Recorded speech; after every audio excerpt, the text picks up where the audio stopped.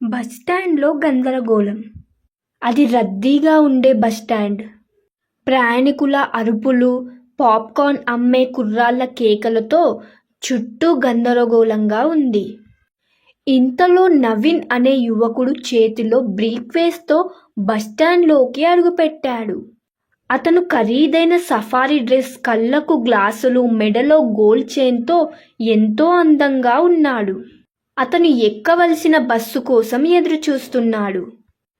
Bus కోసం ఎదురుచూస్తుండగా బాబూ అన్న పిలుపు విని పక్కకి తిరిగాడు. కొంచెం దూరంలో ఒక ముసలివాడు మాసిన గడ్డం, అక్కడక్కడా చినిగిన బట్టలతో అసహ్యంగా కనిపించాడు. ముసలాయన, బాబూ గుండెం బస్ ఇక్కడే కదా ఆగేది అని నవీన్ని అడిగాడు. అప్పుడు నవీన్ నిర్లక్ష్యంగా అవును అని చెప్పాడు. ముసలాయన అపరిశుభ్రంగా ఉండడం చూసి నవీన్ అతని వైపు ముఖం తిప్పుకున్నాడు. కొన్ని క్షణాల తర్వాత మళ్ళీ అదే ముసలాయన పిలిచాడు. బాబూ ఈ బస్సు జంక్షన్లో ఆగుతుందిగా అని నవీన్ని మళ్ళీ అడిగాడు. నవీన్ అసహ్యంగా ముఖం పెట్టి ఆగుతుందిలే అంటూ వేరే వైపు చూశాడు. నవీన్ మనసులో ఇంతమంది ప్రయాణికులుండగా పనిగట్టుకొని తననే అడుగుతున్నందుకు ఆ ముసలాయనను తిట్టుకోసాగాడు. ఇంతలో గుండెం బస్ వచ్చి పాయింట్ దగ్గర ఆగింది. ప్రయాణికులందరూ ఒకరినొకరు తోసుకుంటూ బస్సులో ఎక్కడానికి తొందరపడ్డారు. నవీన్ కూడా తెలివిగా కిటికీ గుండా తన బ్రీఫ్ కేసును ఓ సీటులో పెట్టి అందరూ ఎక్కిన తర్వాత నిదానంగా ఎక్కవచ్చులే అని బయటే నిలబడి చుట్టూ పరిశీలించసాగాడు. కొన్ని క్షణాల తర్వాత బస్సు లోపలి నుండి బాబూ ఇదిగో బాబూ మిమ్మల్నే అంటూ ఒక అరుపు వినిపించింది. నవీన్ వెంటనే బస్సు వైపు చూశాడు. అంతకు ముందు తనను అసహించుకున్న ఆ ముసలాయన నల్లటి బనీను వేసుకున్న ఒక వ్యక్తిని గట్టిగా పట్టుకొని అరుస్తున్నాడు. జరిగేదేమిటో అర్థం కాక నవీన్ తొందరగా బస్సులోకి దూసుకుపోయాడు. బస్సులోకి వెళ్ళిన నవీన్ దృష్టి నల్ల బనీను వ్యక్తి చేతిలో ఉన్న తన బ్రీఫ్ కేస్ మీద పడింది.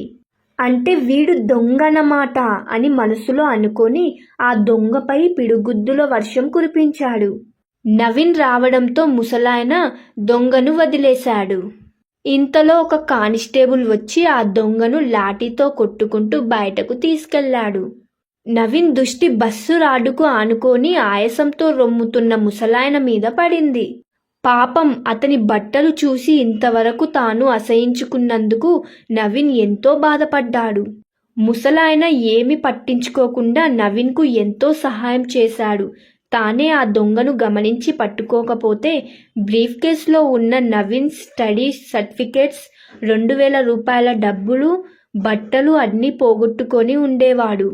తాను చేసిన తప్పును తెలుసుకున్న నవీన్ ఆ ముసలాయన రుణం తీర్చుకోవాలని మనసులో అనుకున్నాడు. ఆయాసంతో రొమ్ముతున్న ఆ ముసలి వ్యక్తిని చేత్తో గట్టిగా పట్టుకొని, చూడు తాత, నీకు చాలా నీరసంగా ఉంది కదూ, నా సీట్లో కూర్చొని కాసేపు విశ్రాంతి తీసుకుందువు గాని రా తాత అంటూ తీసుకువెళ్ళి తన సీట్లో గౌరవంగా కూర్చోబెట్టాడు. నీతి: మనిషిని అతని వేషధారణతో గాని ఆర్థిక స్థితితో గాని అంచనా వేయవద్దు.